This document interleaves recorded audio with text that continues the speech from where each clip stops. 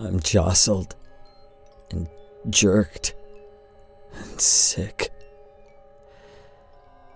My uniform is baggy. It doesn't fit me well at all. My shirt puffs out where it's tucked into my wrinkled pants. It's shiny and too soft. Where it doesn't billow awkwardly, it clings to my body.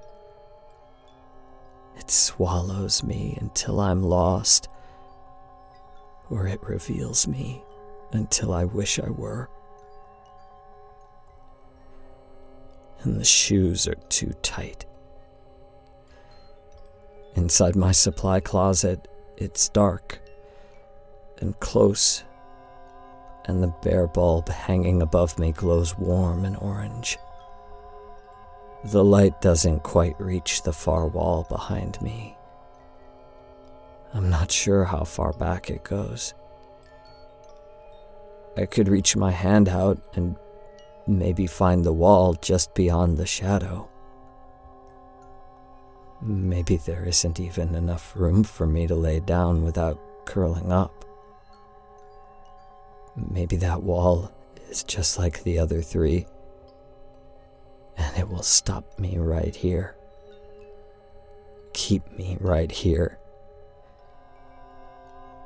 Maybe if I reach out to that dark place, it will take my hand, then my arm, then all of me.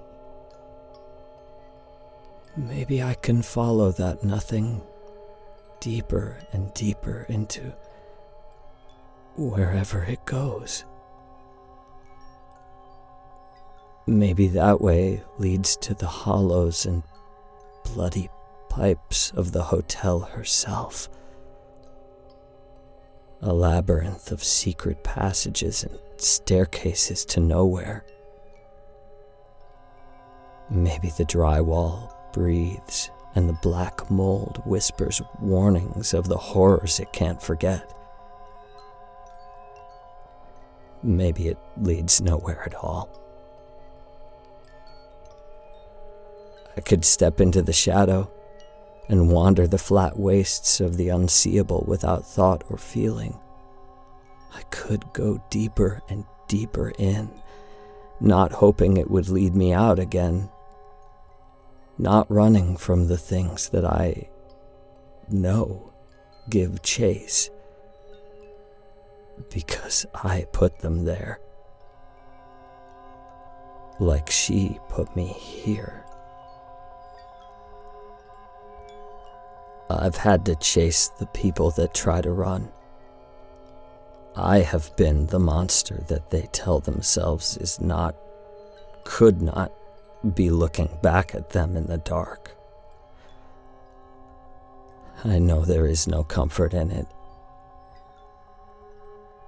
Is there something in the dark of my closet now, looking back at me without comfort? I steady myself against the wall as my closet is jostled again. The orange shadows tilt as the bulb bobs above, but the light never quite gets in every corner. Some shadows are resilient.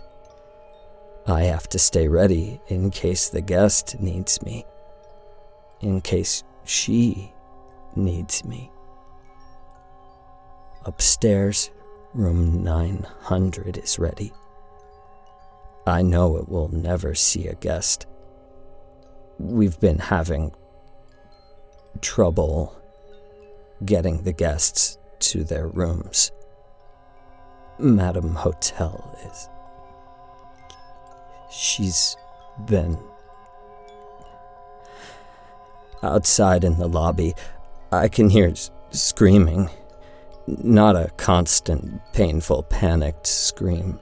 They're not being hurt or chased. I know what those screams sound like. I maybe have screamed those screams myself. At first it was like that. At first it was sharp and piercing a sustained scream of an animal's panic. But when it ended, it didn't cut off. It didn't raise in pitch and then screech to a guttural halt. It didn't muffle and gag or simmer until it boiled. It didn't gurgle over into a wet cough. It didn't pulse with bleated, racking breaths. There's lots of ways to scream. Almost as many as there are ways to die. That's how I know the room I built, room 900, won't see this guest. They're not dead. They're not even dying. They are out there, screaming. I don't know at what or why, but they screamed until they were hoarse, and then they stopped. They stopped screaming. Not killed or hurt or changed. Whatever happened out there, they lived through it. They're out there still. And sometimes they start screaming again. It comes in waves. Low and dreadful. Mournful and terrified. Begging and demanding and thoughtless. The last sound they will ever make. Over and over and over. There are long, long stretches of time, I don't know how long, between the screams, and they're getting more distant, farther and farther, but never closer to their room. The room is dirty. Not that it wasn't ready for the guest. I mean that the mattress is wrapped in plastic to protect it from whatever stained the sheets.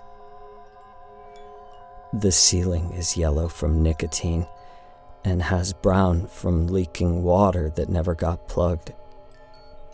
The TV still has rabbit ears, but I don't know if they pick anything up. Guests don't usually have time to watch TV. Sometimes they do, but I don't know if they watch what they normally watch or if it's something the hotel just shows them. I don't know what your regularly scheduled programs are. There's no shower curtain, and the toilet doesn't flush. The carpet by the air conditioner is always a little wet, so it's always a little stinky. That's what I mean when I say the room is dirty. Even if you tried to clean it, but you wouldn't. Or the guest wouldn't. Probably. I don't know who they are. I'm still slowly rocking, silent in my place. It's dirty here too, but it's kind of supposed to be, so it doesn't show as much. It's one of those little things you don't notice you notice. A closet full of cleaning supplies that you expect to be dirty, and a room where nightly strangers live thoughtlessly that you expect to be clean. I don't expect anything when I look into the places I can't see. The freedom of fear is a terrible trade, or a terrible lie. The dark will come for me if it's there. I can't will it away. I can't force its hand. all I can do is worry it over and over again in my mind until it doesn't matter if it's real or not, because it's here, consuming me. I focus on the supply closet door. I ignore the fear. Or I stop trying to control it.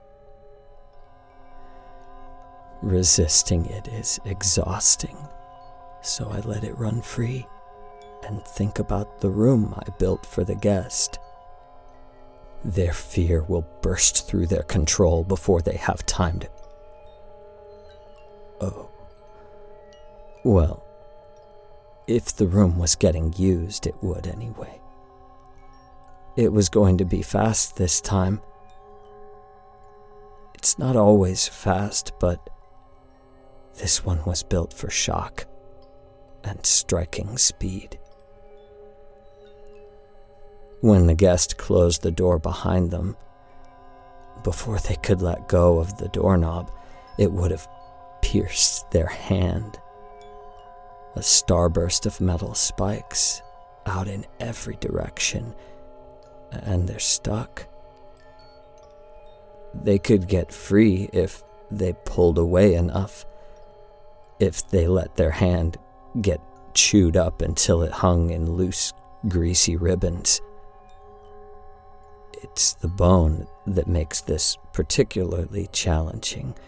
Flesh is soft enough, then a deep breath and a clenched jaw will get you through the plunge of separation. But bone makes you work for it. And the hand has so many bones in it. But the guest isn't just stuck.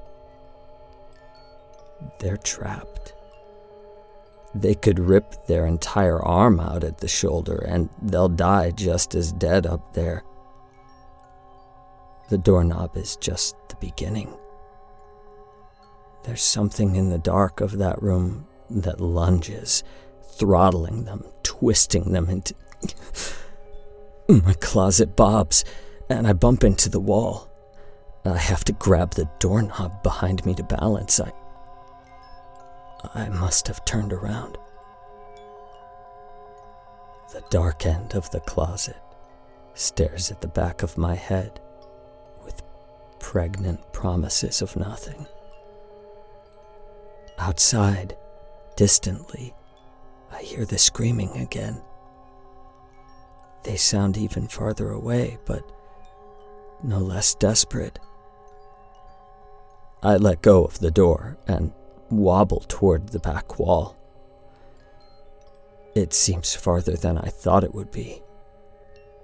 Maybe it's just a trick of the light. Maybe it's just a trick.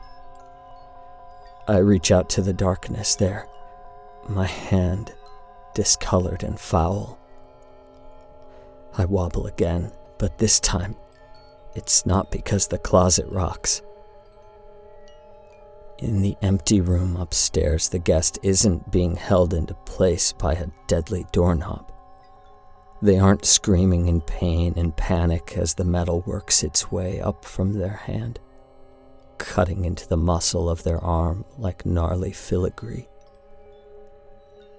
They aren't ignoring the pain now, desperately willing to sacrifice the hand, the arm, almost anything just to get away from the pain as the metal takes root in through their bones and twists their marrow into braids.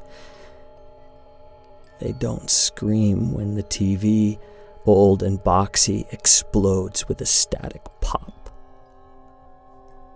The tubes and wiring and cathodes don't leap out like thick tentacles, squeezing their torso and searching for a soft spot.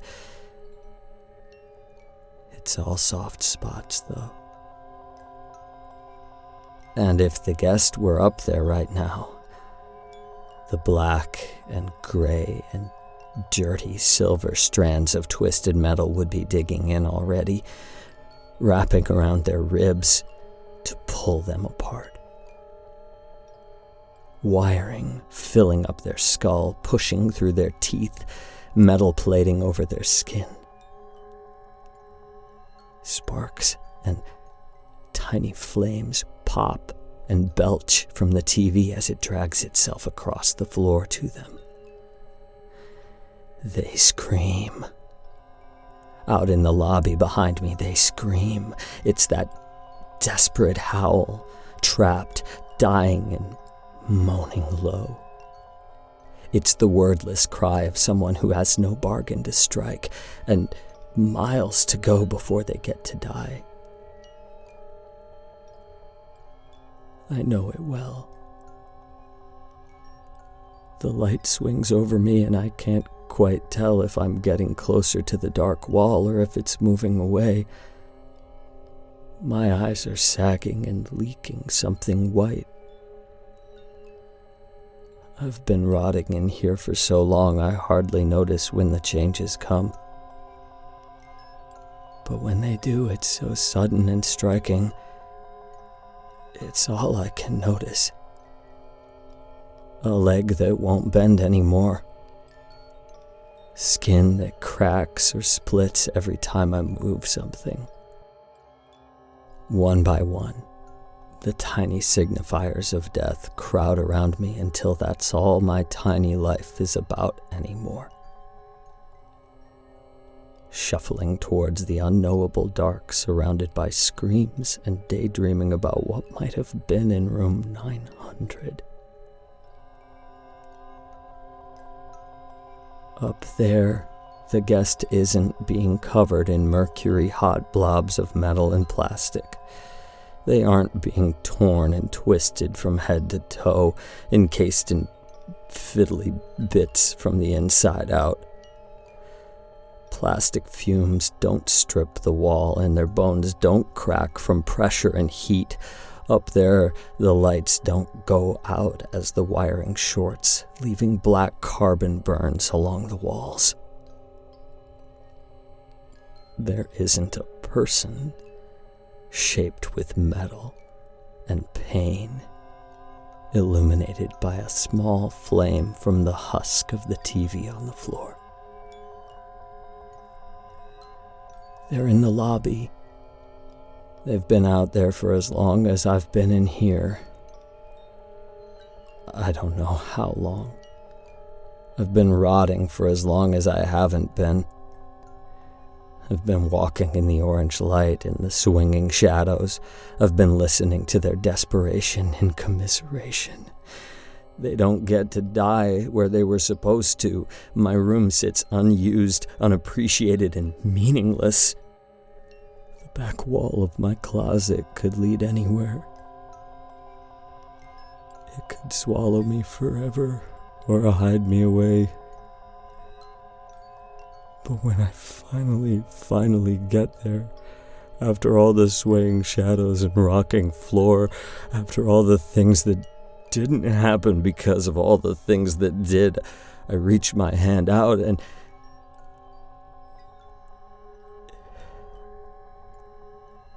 it's just a wall. Just like any other wall in the hotel. Whatever that means. Now that I'm close enough, I can see the light does reach back here. A little. Enough that I can see the faded wallpaper and brickwork poking through. The fear I thought I let loose in my mind was always free, was always dangerous, was always harmless. The only thing that anyone should be afraid of here is me. I hear Madame Hotel's voice in my head.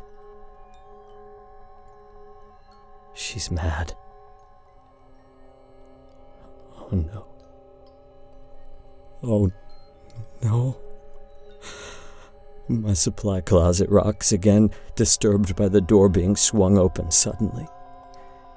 The owner's skeletal form blocks me from seeing much, but before we rot away to nothing, I can see the lobby enough to know why the guest has been screaming for so long.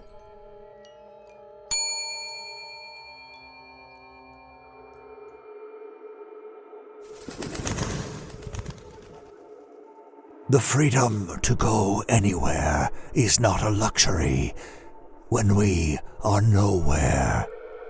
My office, the manager's office, the void, the lobby, the rooms, outside, inside, these walls, no walls. It's all here. Like a child fighting its bedtime, the boundary is real, but the consequence is meaningless. Either way, they will be asleep soon. Either way, they will be in their home still. And tomorrow, bedtime comes again. They wail and fuss, but do they give a single thought to what they would do without boundaries? No. They can't fathom the full scope of their desire. They only know that it burns in them. What else can they do but fight the only way they know how?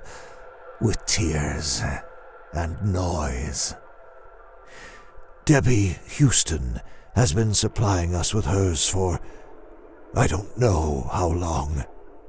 I glanced at her life when I made up her card.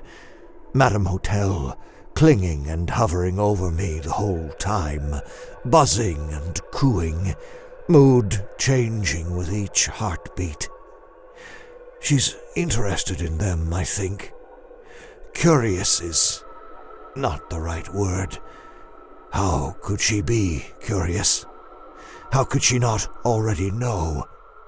When she asks her questions, does she want to know the answer, or does she want to know if I know the answer? For that matter, how do I know the answer? Has she given me all that I know? All that I am? And if not, who can I ask for answers of my own? Perhaps I wouldn't understand them if they were provided. Perhaps they already were. I ask no questions. Instead, I do the work, as expected, as best as my considerable abilities will allow. And Madame Hotel's irritations and giggles are my only answers. Miss Houston arrived long after sunset. She thought she'd sleep a few hours and be gone before breakfast. She's expected several 100 miles from here tomorrow afternoon. Normally, she wouldn't stay in a place like this. Too low class, too filthy. But she doesn't think she can make it the rest of the way. She's right. I closed her file and pushed the reservation card out through the slot for the manager. Madame Hotel squealed and clapped her hands as though I'd performed a novel party trick. I nodded and smiled tightly. Whatever resistance exists between the staff and I fades to nothing in the face of this unpredictable woman. I try to keep her happy and occupied so they can do what needs to be done. It feels like it's been ages since a guest has made it to their room safely enough to die. It's impossible to tell. But my duty is to her, regardless of how easy or difficult she makes it. Tonight, she makes it difficult. She wants to leave the private office, to see the guest, to help the manager and the lobby boy, to start the deadly cycle over again, to interrupt the deadly cycle again. The order the manager works so hard to maintain, the structure the lobby boy tirelessly builds and holds together, all unwound and swept aside with the powerful and casual hand of Madame Hotel's impassive flights of fancy. I told her this, gently but firmly. Not too firmly, though. I suggested she stay here with me, and we can audit together after. I placed my hand on the door when she tried to open it. Softly. Just softly enough to give her pause while I make the case for a smooth check-in. Again. It's in all our best interests, I tell her. I suggest, with no finality or hard edge in my voice. She is not one with whom to test boundaries. For a being so limitless, though, she has many, many boundaries. And tonight, I have crossed one again. She laughed. She's always laughing at something, and the door jiggled in its frame. With a quick and quiet pop, it jutted out as the walls separated.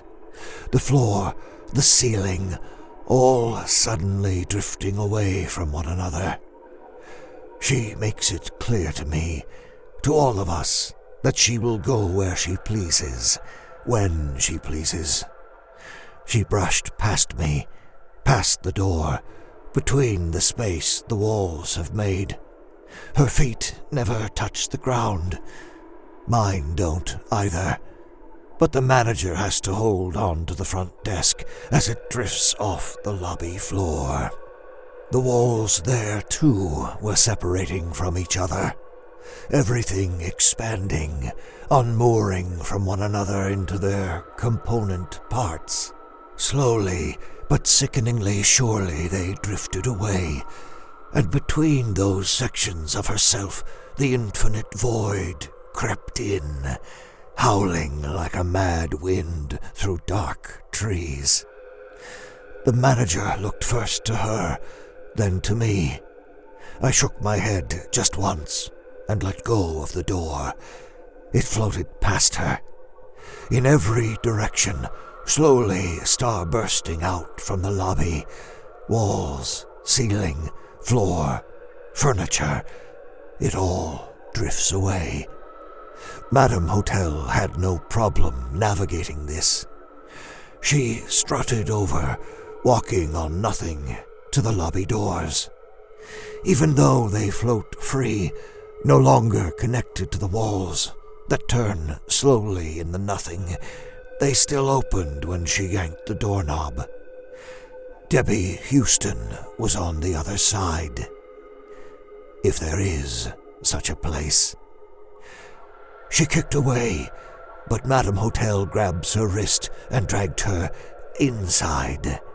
She tried to make her sign the guest book, but Miss Houston was screaming and tried to pull away. She slapped at Madame Hotel, slapped at the book, kicked and screams while the manager and I drifted with the rest of the furniture. No, madam, no! Please, we cannot work like this! That was days ago. Perhaps more. Or moments. It doesn't matter here. Debbie Houston has been without food or water, but still has the strength to scream at us from time to time. Everything continues its slow drift away. Even her. She pleaded with us at first, eventually working herself into a state of mental shock. Sometimes horrible lucidity would return, and she would scream vile sentiments at us, but it wound down to a muted and mumbling wail as her strength faded. High above us, I can see the countless rooms and elevators drifting into the blank hollows of reality. Only the lobby boy's supply closet is still contained, held together, no doubt, by an intense need for protection. Is it his considerable power holding the walls together?